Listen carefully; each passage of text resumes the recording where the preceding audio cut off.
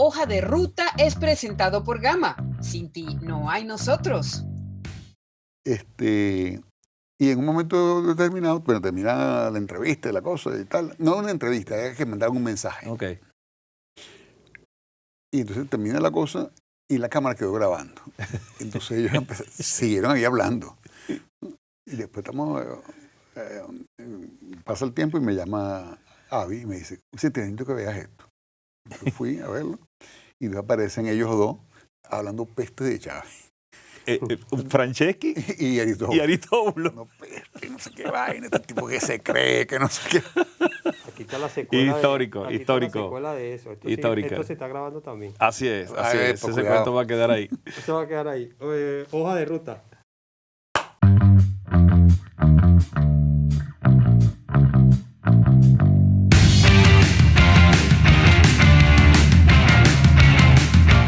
Vicente, agradecido por tu tiempo y haber aceptado esta invitación. Conversábamos ahora y siempre se cuelan algunas de las conversaciones previas antes de arrancar.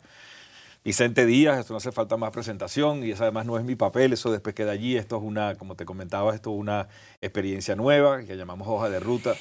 No es una entrevista, es una conversación con gente conocida, a veces no conocida, que a veces está de acuerdo y a veces no está de acuerdo. Esta temporada la hemos dedicado a analizar y ver la coyuntura específicamente. La primera fue dedicada más a un análisis histórico sobre Venezuela, etc. Y hoy quisiera pulsar, en la medida de lo posible, al Vicente Díaz operador político. Tú eres un experto electoral, conoces esos temas, estuviste adentro. Sé que estar accionando políticamente, eso lo sabe el país. Recientemente el propio presidente Maduro te mencionó a ti y a otros con quienes se han estado dialogando. No es un secreto para nadie que eso fue una agenda de las que empujó los acuerdos en el CNE. En fin, tu lectura, arranquemos por ahí, tu lectura del momento actual. ¿Dónde estamos parados? Tu olfato, ¿qué te dice? ¿Se están moviendo las correas del poder, de los posibles acuerdos? ¿Estamos atascados? Bueno, ¿mi lectura cuál es? Mi lectura es que aquí a partir del año 99 se instauró un proyecto político que utiliza la polarización entre venezolanos como herramienta de control, ¿no? Sí. Entonces es un proyecto en el cual divide al país entre amigos y enemigos, ¿no? Entonces los que están con el gobierno son los amigos y es el pueblo, y el resto, que no está con el gobierno, es el enemigo, ¿no? Entonces ese proyecto político fundamentado en la polarización, fue parte de una campaña electoral y luego fue parte de un ejercicio del gobierno, se exacerbó con todas estas acciones que sucedieron a raíz de el 11 de abril del 2002, la huelga, el boicot electoral en el 2005. Entonces, se fueron alimentando el niño que lloró y la mamá que lo pellizca, ¿no? Es decir, una política de Chávez de extremar la polarización y la politización de todas las instituciones, hasta las más técnicas fueron politizadas, con una estrategia opositora que contribuye con eso, ¿no? A la polarización extrema. Creo que en este momento tenemos una situación en la cual los actores políticos están entendiendo, ojalá que todos, en algún momento, pero una parte importante está entendiendo que esa polarización está destruyendo a Venezuela, ¿no? La responsabilidad principal, por supuesto, es quien ha ejercido el poder y quien la ha promovido desde el poder, porque tiene las herramientas para afectar más. Pero también hay una cuota de responsabilidad en quien ha comprado el discurso, ¿no? Entonces, es que en lugar de combatir la polarización con despolarización y en lugar de combatir las violaciones de la Constitución con refugiarse en la Constitución, entonces también se ha caído en el juego de contribuir a la polarización extrema. Entonces, yo creo que hay un momento apropiado, un momento adecuado, un momento que yo creo que están surgiendo el efecto, digamos, colateral de una política, un efecto que tiene implicaciones económicas, institucionales y políticas, que probablemente nunca lo buscaron, ¿no? El gobierno de Maduro fue un gobierno desde que empezó en contra de la apertura económica, ¿no? Fue un control de cambio Totalmente. estricto, persecuciones a las empresas, cierre de, bueno, para trasladar una mercancía de un sitio a otro tenías que pasar por 40 alcabalas con guías de alimentación, es decir, un control absoluto, Sí. el control de cambio y penalización de quien tuviese dólares, bueno, una cosa tremenda Sí, que acabó sí, con todo, es correcto. acabó con todo. A eso entonces luego se le suman el tema de las sanciones y toda esta cosa y bueno, la economía de Venezuela ha sido destruida. Y eso lo ha pagado todo el mundo. El efecto positivo de todo esto, ¿no? Porque bueno, dentro de lo malo hay un efecto positivo. El efecto positivo es que esa vieja aspiración de todo el país de superar a Venezuela rentista está pasando.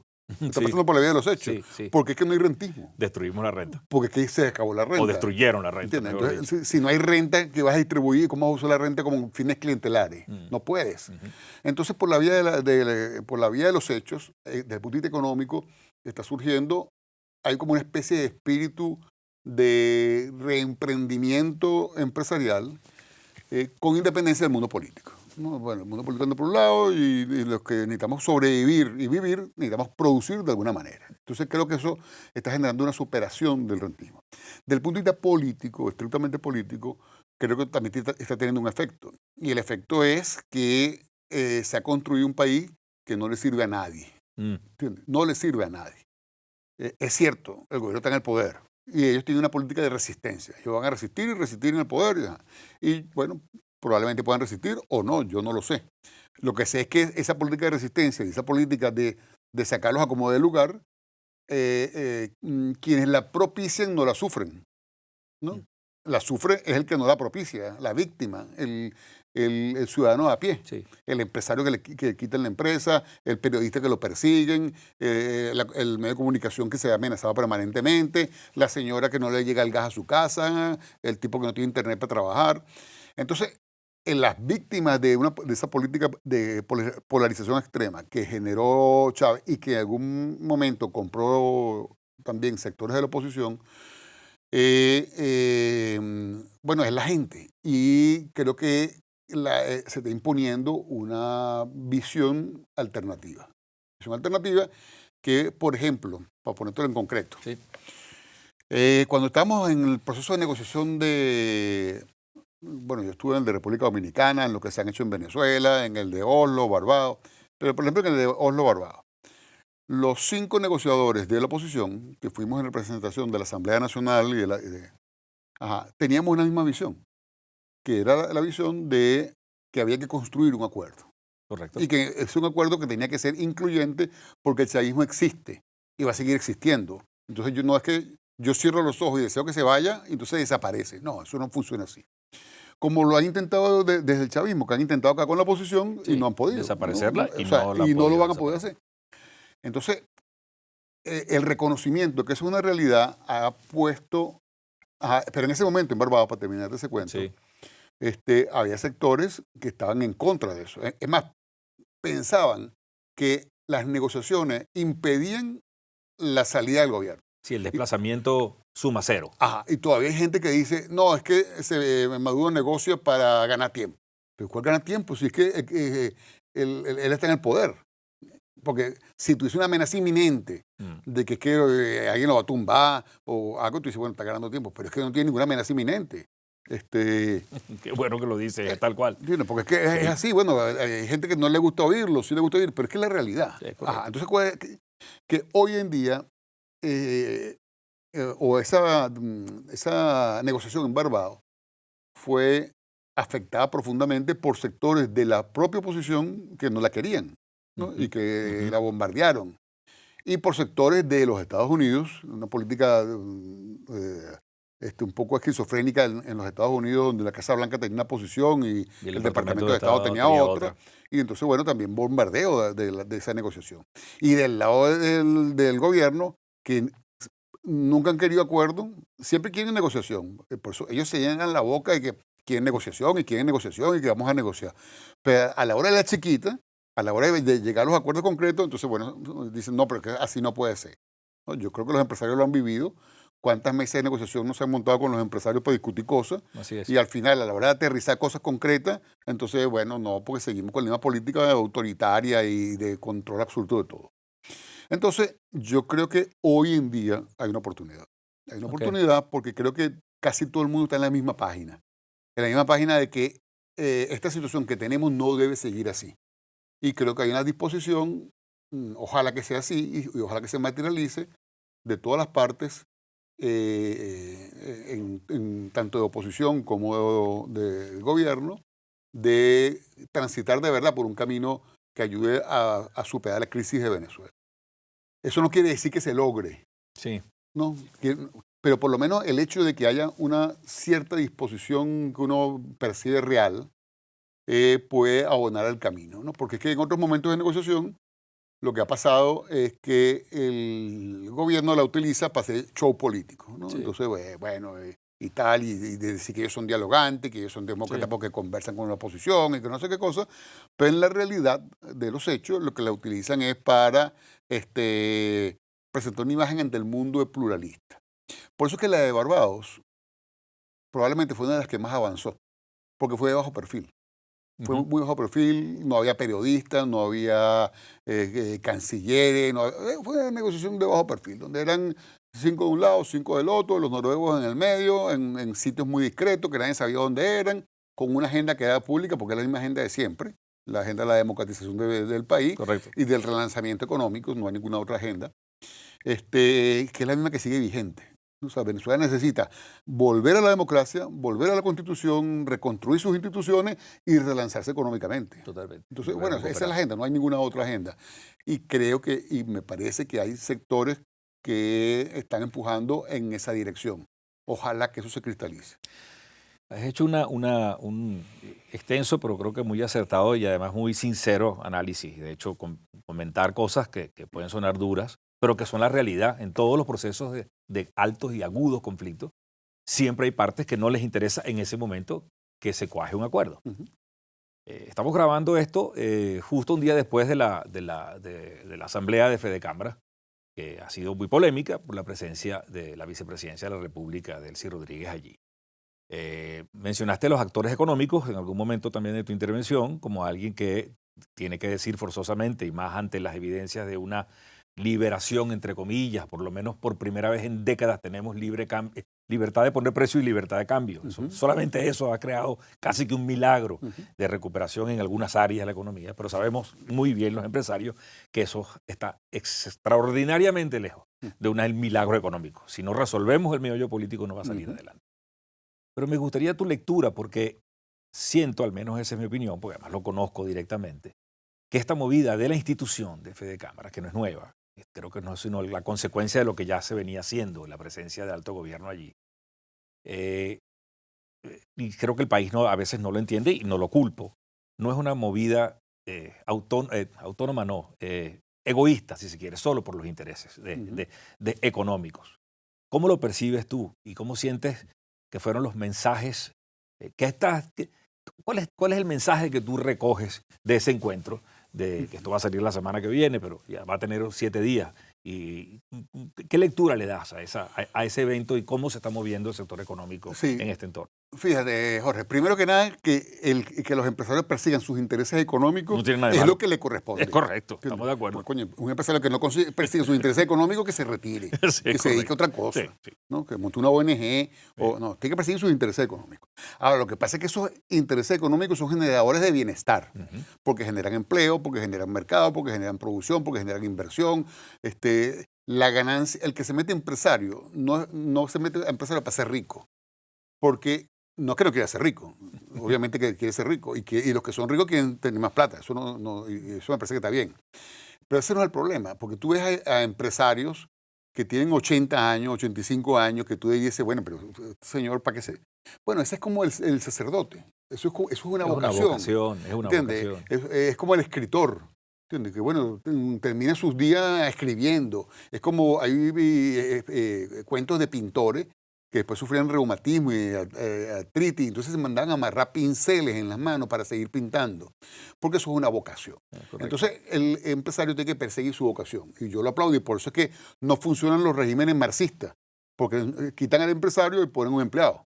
¿Entiendes? Y ese empleado no tiene esa vocación. No tiene la vocación de ese empleado es pasar al siguiente puesto. Es correcto. ¿Entiendes? Pues ya lo vivimos aquí con la gigantesca red de empresas estatizadas, todas fracasadas. Todas fracasadas. Porque su interés pasa a la siguiente posición.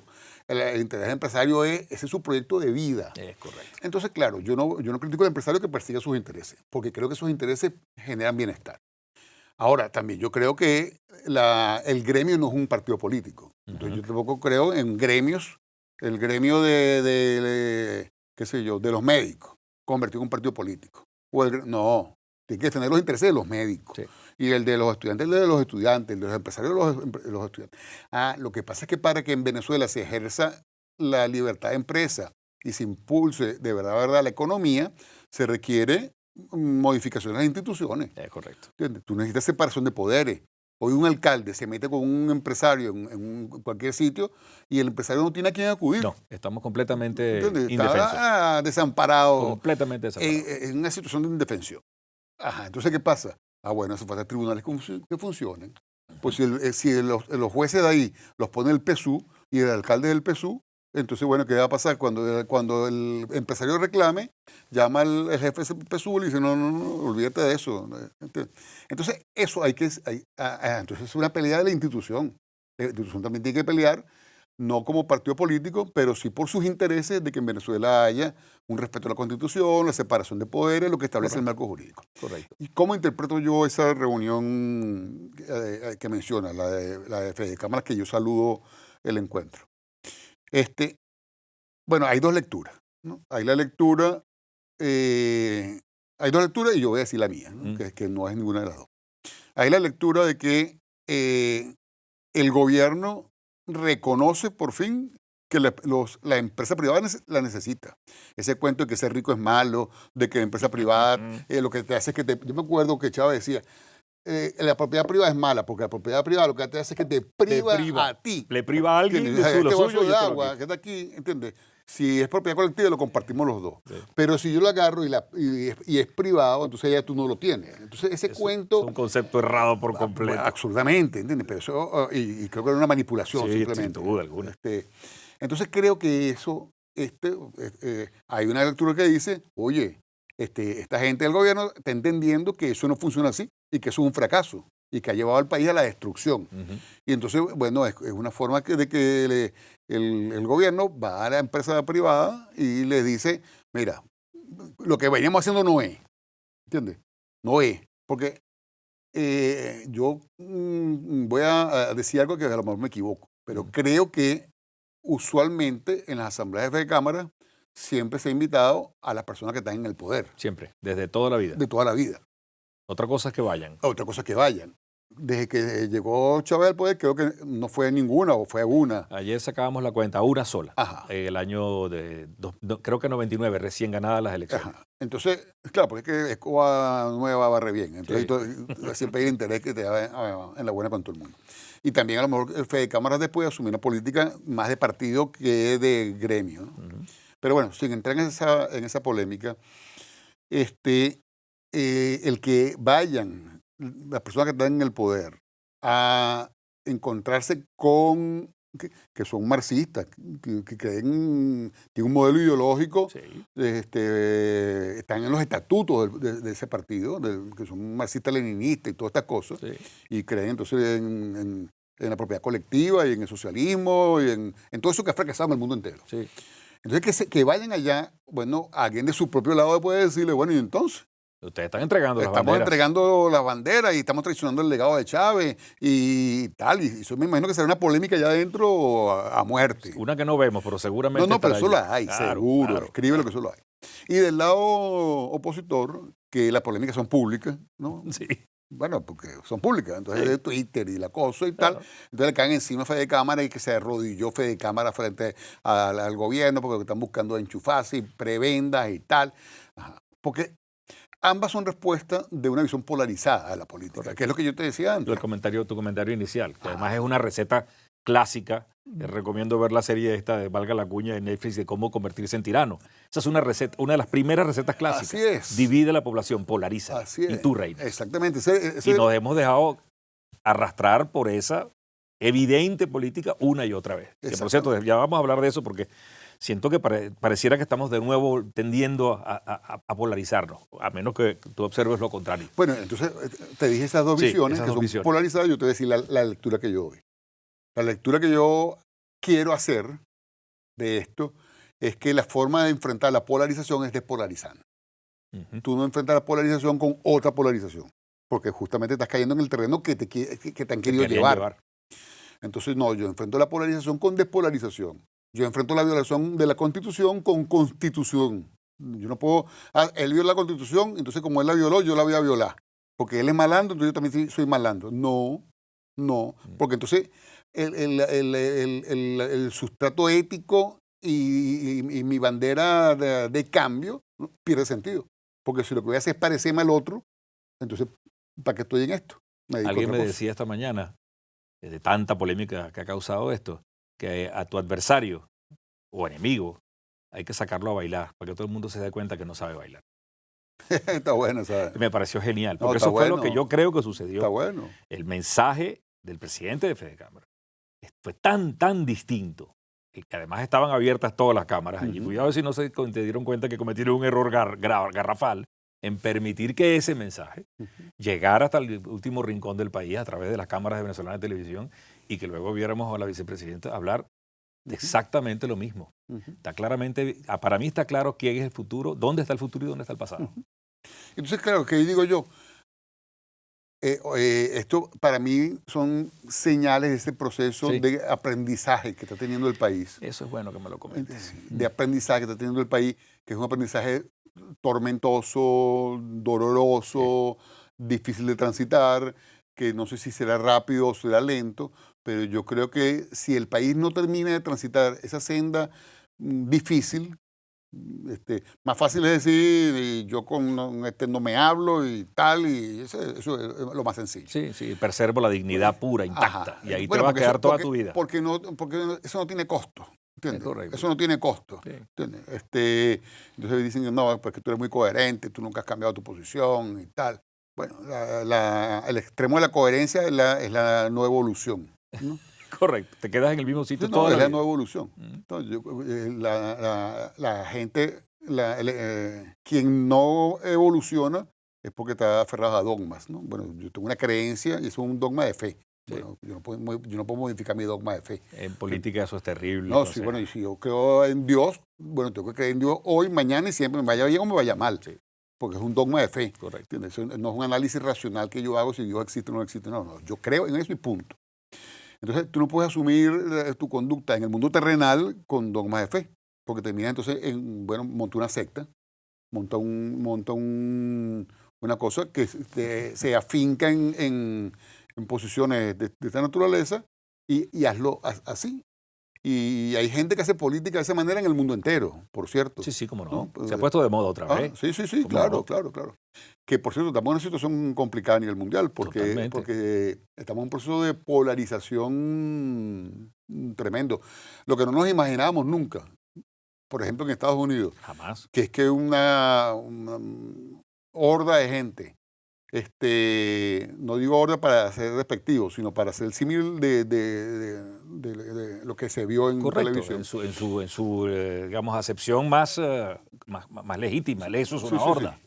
Exactamente. Entonces, tomando el Parlamento norteamericano, de la primera democracia del mundo, la primera democracia que funcionó en el mundo, el primer Estado que se constituyó en el mundo como república bajo principios democráticos, tú dices, caramba, no nos los imaginábamos. Jamás nos lo hubiéramos imaginado. Ajá, entonces, si eso está pasando allá, está pasando en muchas partes. Están surgiendo grupos de extrema izquierda y grupos de extrema derecha. Es una situación delicada, porque eso condujo en algún momento al surgimiento del totalitarismo del siglo XX. Correcto. ¿no? Es correcto. Del fascismo, del comunismo y del nazismo. Y condujo el mundo a una guerra que es la guerra más cruenta que ha tenido la humanidad. Así es. Entonces, esto hay que acabarlo. Y la única forma de acabarlo es haciendo eso que se hizo. Yo creo que eso es una cosa que yo aplaudo y saludo. Y creo que buena parte del país está entrando en eso y por eso es que creo que hay un buen momento, un mal momento económico. Sí, pero un momento, digamos, de oportunidad en lo político para destrabar este juego sumacero permanente. Sí, por la vía de los hechos. Mm. Porque yo creo que este tema de las liberaciones de precios y liberaciones de control de cambio no es porque es un diseño estratégico, una política de cambio. No se vieron obligados. No, es que la realidad se impuso. Es correcto. La realidad es terca, Jorge. Sí, completamente. Vicente, hay mucho escepticismo. Independientemente de que uno crea tanto o menos en las redes, al final se dice que solo el 15% de la población tiene acceso a teléfonos inteligentes, pero sin duda alguna Twitter es una plataforma donde se forma opinión. Sí. Y ya se ha convertido en una herramienta, que nos guste o no, es muy poderosa para el ejercicio de la política, y hay gente que le tiene tanto miedo que no toma decisiones porque le teme al costo político del Twitter. Hay otro país, un país de 85%, muy pobre, que a veces se nos olvida pulsar qué piensa. Estamos frente a un proceso electoral, otra vez. He visto voces, de voces que antes no se atrevían y ahora están manifestando su intención de ir a votar.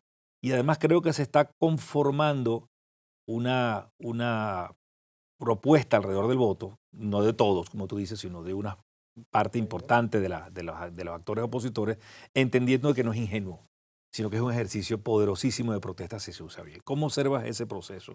¿Crees que de verdad el venezolano de a pie, ese que no está en Twitter porque no tiene acceso a él, está conectado, está demasiado alejado? ¿Seremos capaces de convertir esta elección en algo que construya fuerza para empujar más adelante a una negociación? Bueno, yo creo que tú has dicho algo que es muy acertado. ¿Cómo vemos las elecciones?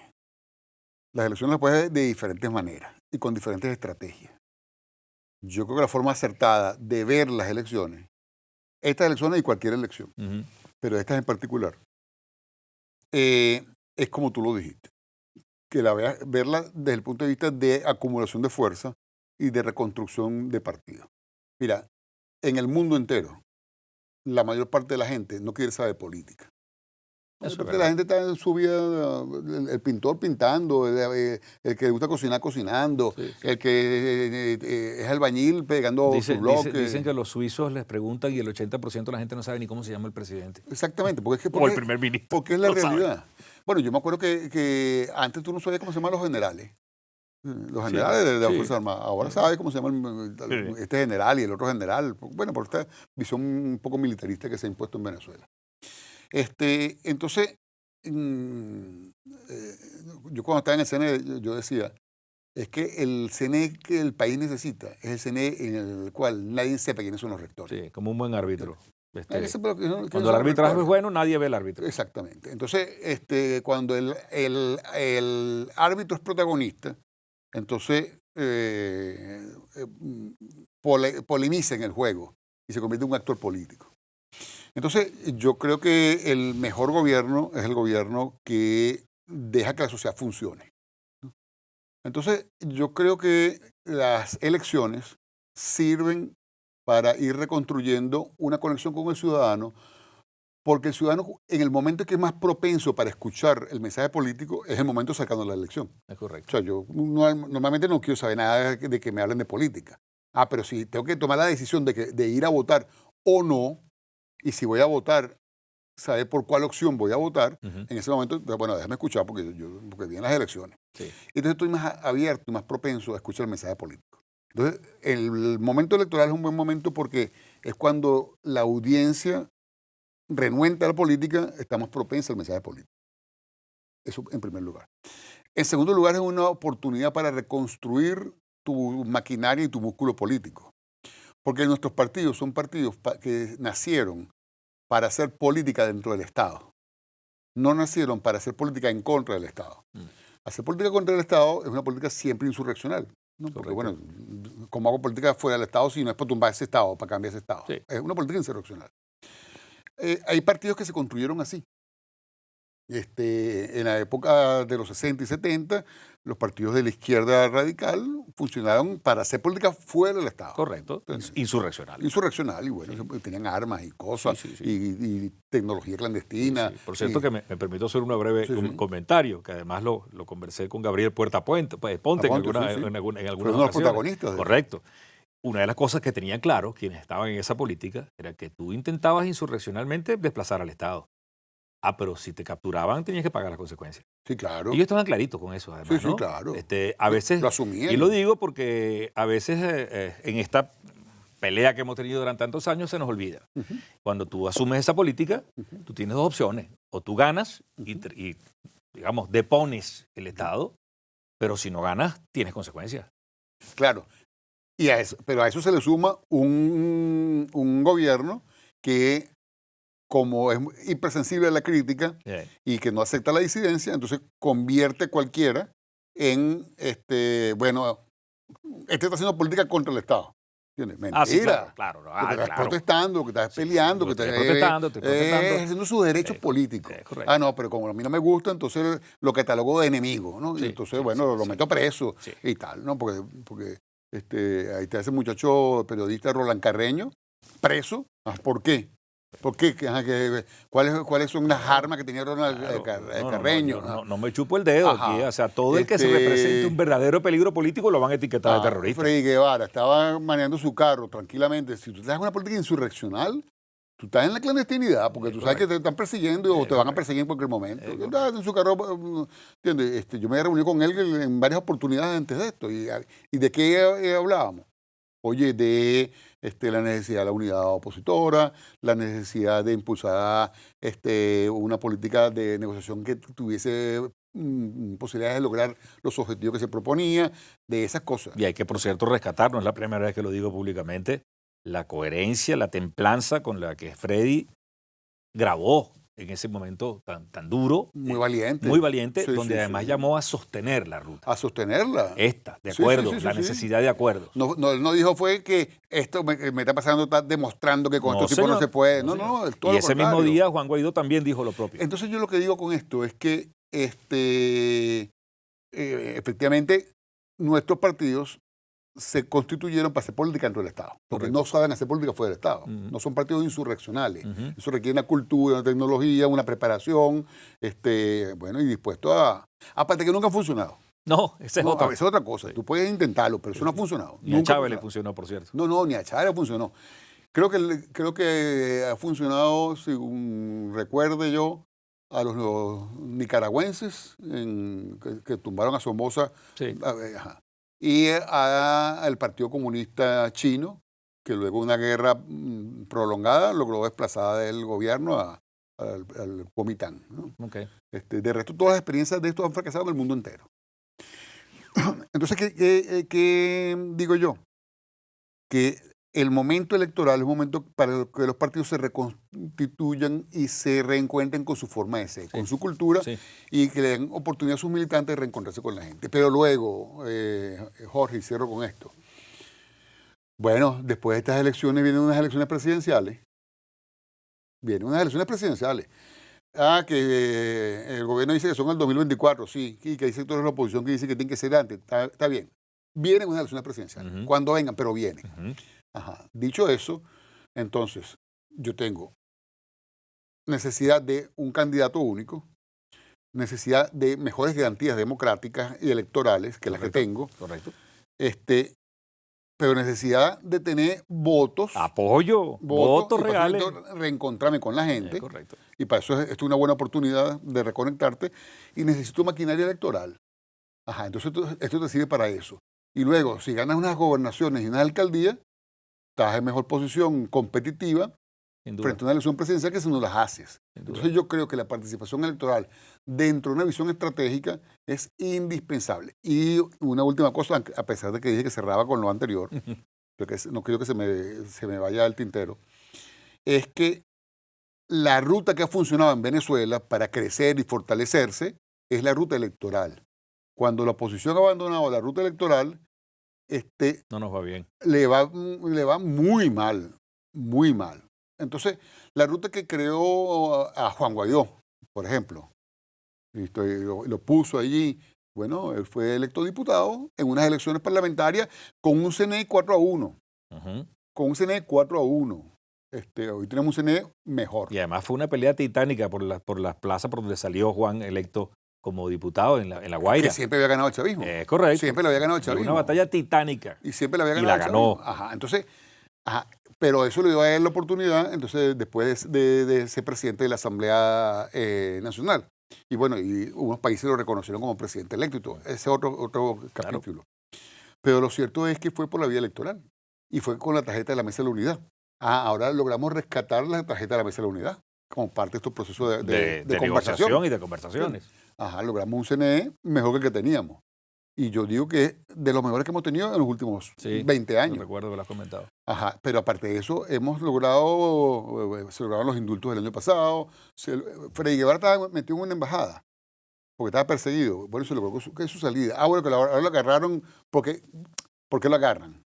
Porque ahora lo quieren vincular con el tema de la Cota 905 y la cosa y tal. Bueno, en primer lugar, para mí, todo el mundo es inocente hasta que se demuestre lo contrario. Así es. ¿No? Entonces, primero, él es inocente. Tiene que demostrar un juicio imparcial y con defensores privados y con audiencia pública, con pruebas que él es culpable, ¿no? Yo eso no me lo creo. Y no me lo creo porque he visto cómo han imputado a gente de cosas que no son verdad. El propio Roberto Picón, que hoy es rector del Consejo Nacional Electoral, lo metieron preso. Sí, y entonces, ¿de qué lo acusaron? De sustracción de armas de guerra y de hackear el sistema electoral venezolano. Un sistema electoral que no ha sido hackeado nunca y no es hackeable. Y dos, de sustracción de armas de guerra. ¿Dónde están las armas de guerra que sustrajo Roberto Picón? Además es tan grave la acusación que cómo es que está de nuevo ahí sentado. O sea, exactamente. Eso ya desnuda y evidencia la gigantesca mentira que se le construyó. Entonces, claro, y yo conozco muchos casos parecidos. Entonces, bueno, cuando me dicen los de Freddy Guevara, yo lo agarro con pinza, ¿no? Pero más allá de ese tema, bueno, ¿qué estrategia tiene el gobierno frente a las elecciones regionales? De manual, del ABC político. De librito. ¿Cuál es? Bueno, la lectura que hacen ellos, ¿cuál es? Yo tengo el 80% del país en contra. Descontento. No quiere decir que el 80% va a votar por la oposición. No, pero está descontento. Pero está descontento. Ajá. Entonces, ¿cuál es mi primer riesgo? El voto castigo, ¿no? El voto castigo, ese es mi principal riesgo. ¿Qué hace el PSUV? Dice, bueno, como la mayor parte de los gobernadores me iban a ser un desastre y los alcaldes, yo voy a traerme el voto castigo para que no pase el 21 de noviembre, que pase el 8 de agosto. Y entonces hace sus primarias. Para que los que quieran pasarle factura a su gobernador y a su alcalde, que han sido un desastre, se la pasen el 8 de agosto. Pero no votando por un opositor, sino votando por otro chavista. Otro chavista. Entonces están trayéndose el voto castigo al 8 de agosto. ¿Está bien? Yo eso no lo critico, me parece una jugada. Esa no la había visto, pero es brillante, es correcto. Es una jugada correcta. Sí, desde el punto de vista del ajedrez político. De ajedrez político, perfecta. Bien acertada. Pero lo otro que hacen es, bueno, esto me garantiza que el chavismo a lo mejor no va a votar por la oposición y va a construir unos votos. Pero es que la mayor parte de la población no es chavista. Y está molesta. Y está molesta. Entonces yo tengo que matar al opositor. ¿Cómo lo mato? Bueno, no lo puedo matar con el CNE y con tal y con todo eso porque, bueno, ese cuento ya no es muy creíble, ¿no? Pero de todas maneras ellos insisten en eso. Entonces ellos intentan lograr que una parte de la oposición no vaya a votar. Correcto. Abstención. ¿Por qué? Porque, bueno, en una situación de abstención va a ganar el que está en el poder. Sí, ¿no? Siempre. Siempre gana el que está en el poder. Y luego trato de que hayan divididos. Además. ¿No? Entonces, ¿qué hago? Bueno, impulso a por aquí, a le hago caso cuando me habla, a esta tarjeta se la quito a y para que no se me venga Juan Guaidó y tal a llamar a votar, entonces meto preso a Freddy Guevara, ¿no? Meto preso a Freddy Guevara porque entonces, bueno, ¿cómo vas a llamar a votar si a un miembro de tu partido te lo están metiendo preso? Le ponen lo que llaman una concha de mango, aquí tapiza este peine. Entonces la oposición, la lógica del gobierno es, mato el voto castigo con el 8 de agosto y dividió la oposición en abstencionistas y los que van a participar a su divididos. ¿No? Entonces, bueno, al dispersarse eso, el voto, yo digo que yo tengo más probabilidad. ¿qué se hace frente a eso? Digo, bueno, con este gobierno no se puede, no sé qué cosa y tal. O digo, ajá, me voy a con más inteligencia. Me voy a con, bueno, si este es el juego de él, ¿cuál va a ser el juego mío? Yo voy a jugar el juego de él y voy a jugar el juego mío. Y entonces el juego mío tiene que ser, uno, no sumarme la abstención, y dos, tratar de construir en la mayor cantidad de sitios unas candidaturas únicas y convocantes, para que sean gente que convoque a la ciudadanía. Correcto. Esa es la forma de derrotar eso. Que en el gobierno van a inventar en el camino otra cosa. Bueno, las vamos derrotando en el camino en la medida que se vayan presentando. Mencionaste en algún momento el país ya no es viable, no es vivible para nadie, dijiste además. Y además yo comparto eso, lo he dicho en algunas ocasiones. Algunos podrán decir que algunos están disfrutando de las mieles. Al final todos tienen algún pariente o alguien que les está pasando negras y además ni ellos mismos terminan de disfrutar esto. Yo coincido con eso. Pero siempre está latente el tema de, y creo que lo mencionaste de pasada en algún momento, de si hay una vocación real, al menos parte de ese aparato de poder, que a veces no comprendemos porque es gigantescamente completo, pero no es monolítico, en tratar de construir un nuevo orden. ¿Tú percibes que eso está avanzando? ¿Es realmente así? Sabemos que además que dedicas tu día a día a conversaciones con toda una cantidad de actores. No hace falta que me digas con quiénes, pero percibes que hay esa necesidad o esa aceptación de que no queda otra alternativa que construir un nuevo orden. Fíjate que no he dicho vamos a salir del poder, eso es distinto. Es construir un nuevo orden que nos lleve a un camino del retorno a la institucionalización y a la democracia. ¿Cómo lo ves? Sí, Jorge. Yo lo veo, esto pareció el país, ¿no? Yo siempre digo que del lado de la acera del chavismo debe haber los mismos conflictos y contradicciones que hay del lado de la oposición. La diferencia es que están en el poder, ¿no? Entonces tienen la capacidad disciplinaria del poder. Sí. ¿No? El que se me resbale con cosas y tal, listo. Mi capacidad de premio y castigo es gigantesca. Del lado de la oposición no pasa eso. Y en segundo lugar, ellos tienen una filosofía partidista muy centralizada y muy vertical y jerárquica. Sí. Herencia de dos cosas, herencia del leninismo y herencia del militarismo, ¿no? Porque de ahí se nutre, de esas dos, se nutre el partido de gobierno. Ahí en esas dos estructuras las órdenes no se discuten. No se discuten. Ahí no se discuten. Yo puedo me estoy tomando un trago y entonces digo alguna tontería y tal, pero no. Al final tengo que obedecer. Ajá. En la oposición no pasa eso, porque su espíritu, su cultura, su diversidad, eso no pasa. Entonces ahí las polémicas son públicas y tal. Entonces, yo sí creo que eso pasa del lado de ellos. Yo creo que hay gente tan extrema que dicen, bueno, si me acusaron de dictador, si me acusaron de usurpador, si me pusieron una recompensa a nuestra cabeza, si estoy ahí amenazado que si salgo aquí me van a meter preso, si no sé qué cosa y tal, bueno, entonces ya pagué los costos, déjame ejercer. Entonces vamos a ejercer de dictador. Entonces, ven acá. Sí. Yo pagué todos los costos. Ajá, ven acá. Entonces, aquí el que disiente, aquí no hay ni siquiera programas de humorísticos. ¿Te acuerdas que antes había la Radio Rochela? Nada, no queda ni uno. Ahí me han contado ese programa, tú sí lo conoces bien. Ajá, pero es un programa que se burlan del poder. Permanentemente. Genial. Es un programa de humor político donde había una burla permanente del poder. Correcto. Dime si aquí es posible hoy en día una cosa absolutamente imposible. Lo que sucede a escondidas en las redes y también son perseguidos. Y el Conde Guácharo por aquí, y Emilio Lovera por allá. Y la mayoría fuera del país, por cierto. Ajá, entonces, pero en un medio de comunicación que se atrevan, eso no pasa. Ok.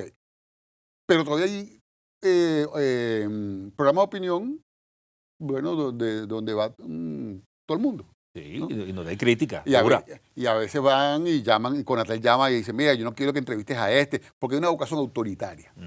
Pero hay espacios democráticos en Venezuela todavía. Todavía existe pluralismo político. En Cuba no hay pluralismo político, ninguno, no existen otros partidos. Nada, cero. No hay otros partidos, aquí hay otros partidos. Golpeados, perseguidos, les han quitado tarjetas y tal, pero existen. Ajá. Entonces, esos espacios democráticos existen porque te demuestra que dentro del poder hay gente que dice no es que porque nos llaman dictadores vamos a ejercer. Eso no es. Uno porque creen que, o piensan, o ellos afirman y debe ser cierto, porque las 3 o 4 veces que yo hablé con Chávez, eso es lo que él decía, pero luego gente que estuvo con él cercana ratifica diferentes personas que eso era lo que el tipo decía.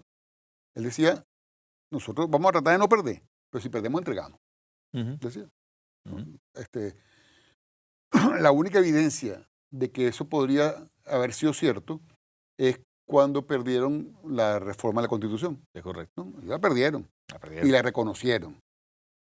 Que después inventaron las leyes socialistas y la cosa y tal, porque estos tipos son resabiados. Pero no pudieron cambiar la Constitución. Nuestra Constitución sigue siendo democrática y plural. Totalmente. Porque el proyecto de Constitución que tenía Chávez era convertir constitucionalmente a Venezuela en un país socialista. Es correcto. En la reforma del 2007 que no pasó. Que no pasó. ¿Y cómo no pasó? Bueno, porque toda la oposición y todo el país democrático no.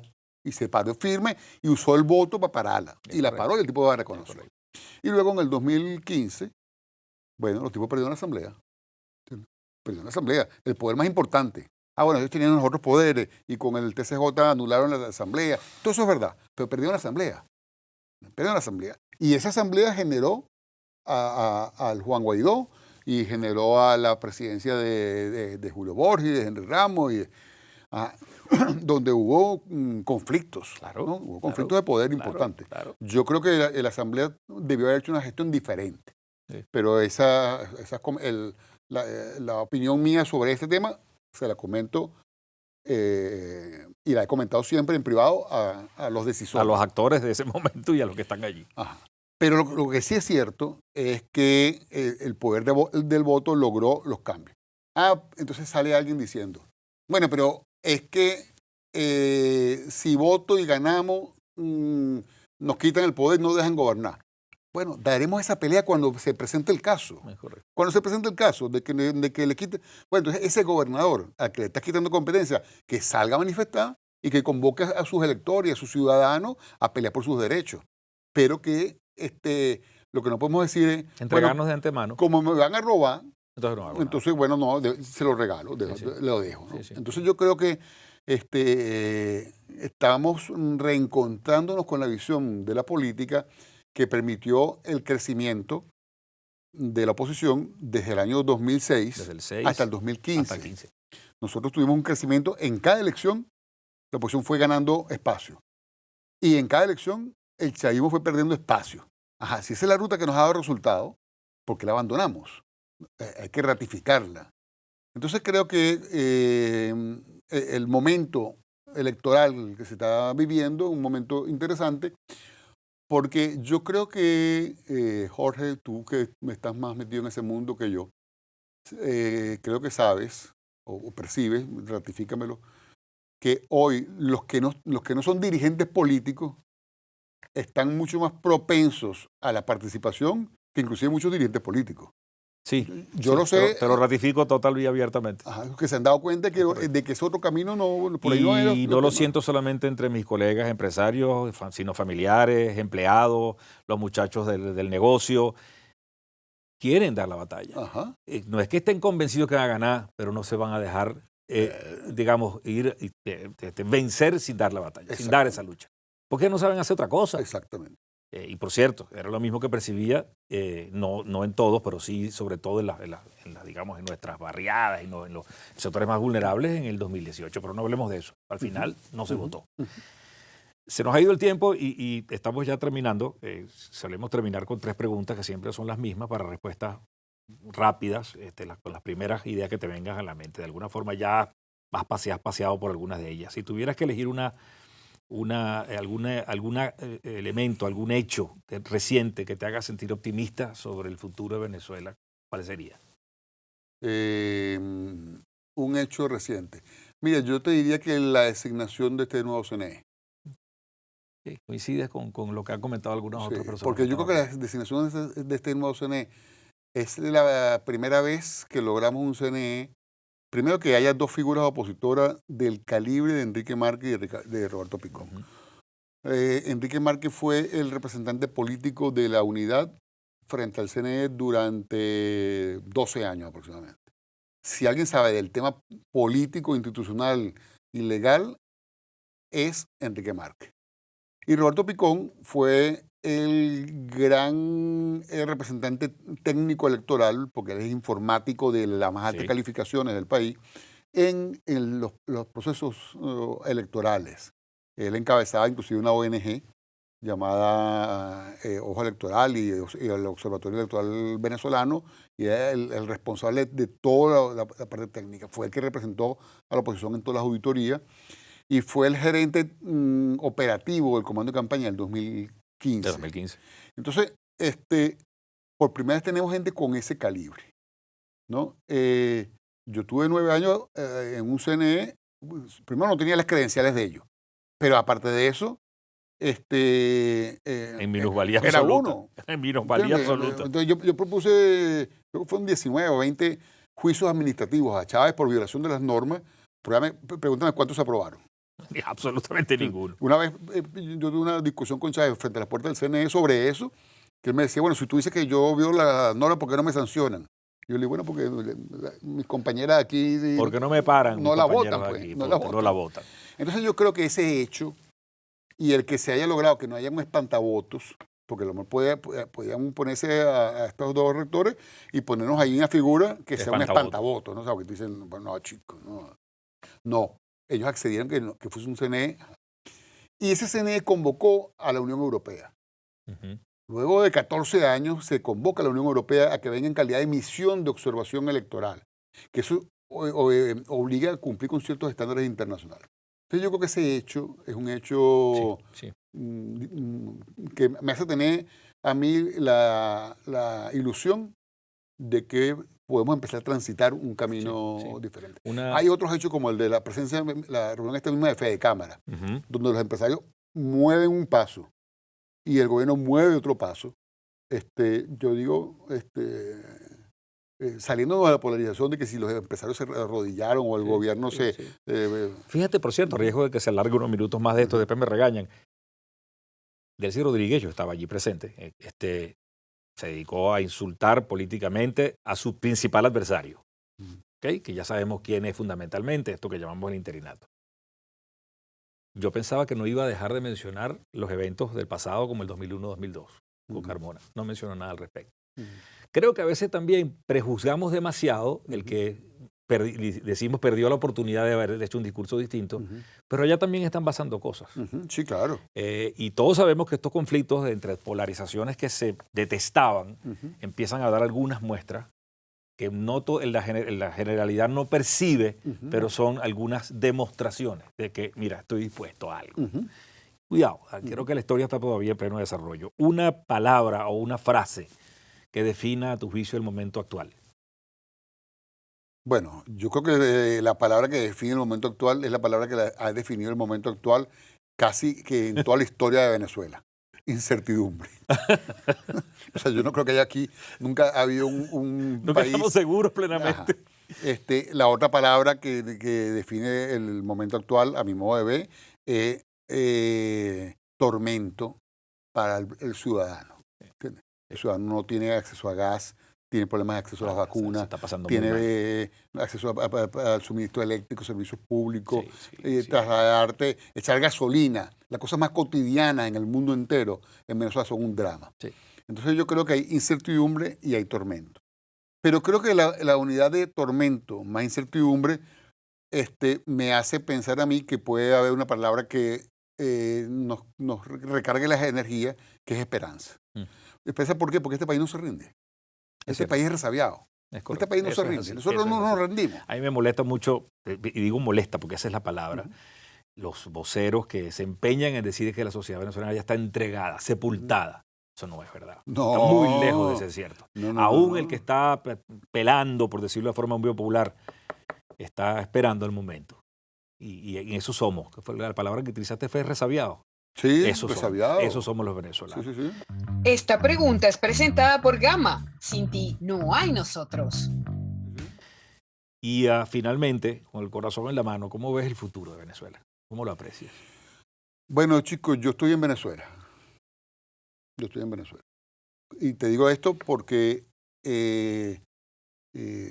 si estoy en Venezuela es porque le apuesto a mi país. Lo apuesto en mi país, quiero en mi país. Tengo familia fuera de Venezuela y mi gran sueño es que regresen a Venezuela. Y el sueño de ellos es regresar a Venezuela. Todavía. Porque el riesgo de que pase mucho tiempo y se enraíce la gente afuera, llega el momento en que de verdad ya que retornen es difícil y el capital humano que hemos perdido, es tremendo. ¿Entiendes? O sea, el bono demográfico que teníamos nosotros, de que teníamos una población económicamente activa muy grande y con niveles de edad mayor escasos, eso lo hemos ido perdiendo por la migración. Entonces yo creo que si yo sigo aquí y tú sigues aquí y estamos aquí es porque creemos que es posible. ¿No? Pues si uno no cree que es posible, o te deprime, ¿entiendes? Y bueno, te pones a ver Netflix o a leer Mafalda o te vas. O te vas. ¿Entiendes? Y yo creo que eso no es lo que está pasando. Lo que está pasando es que efectivamente hay una gente que con toda legitimidad se ha ido, con toda legitimidad, y son tan venezolanos como los que estamos adentro, y tan valiosos como los que estamos adentro, y creo que la mayor parte quisiera regresar, y tenemos la responsabilidad entre ellos y nosotros de construir un país que les permita regresar y reencontrarnos todos, y yo creo que esa es la forma como yo veo el futuro. Te agradezco muchísimo, Vicente, tu tiempo, tu sinceridad y sobre todo tu trabajo diario. Como he dicho en otras ocasiones, tú no eres un analista y un observador, pero fundamentalmente eres un protagonista. De los que no saben, a lo mejor tú sabes en la primera línea de los libros de historia. Pero es que la gente tiene que entender que los cambios no son operaciones de una sola persona. Pueden haber líderes más notorios y menos notorios, pero el que está tejiendo día a día la posibilidad de acuerdos y de salida merece un respeto enorme. Así que lo tienes, y de parte nuestra, del equipo de Hoja de Ruta, muchas gracias. No, gracias a ti, Jorge, y bueno, muchísimo éxito con este proyecto tan innovador y con tantas posibilidades en este país, en este mundo tecnológico. ¿Dónde nos lleva? A lo mejor terminamos en otras cosas más adelante. Para mí ha sido una experiencia extraordinaria, como te lo dije al principio, y lo estoy disfrutando muchísimo. Qué bien. Éxito. Igual a ti y a tu programa. Saludos. Hoja de Ruta fue presentado por Gama. Sin ti no hay nosotros.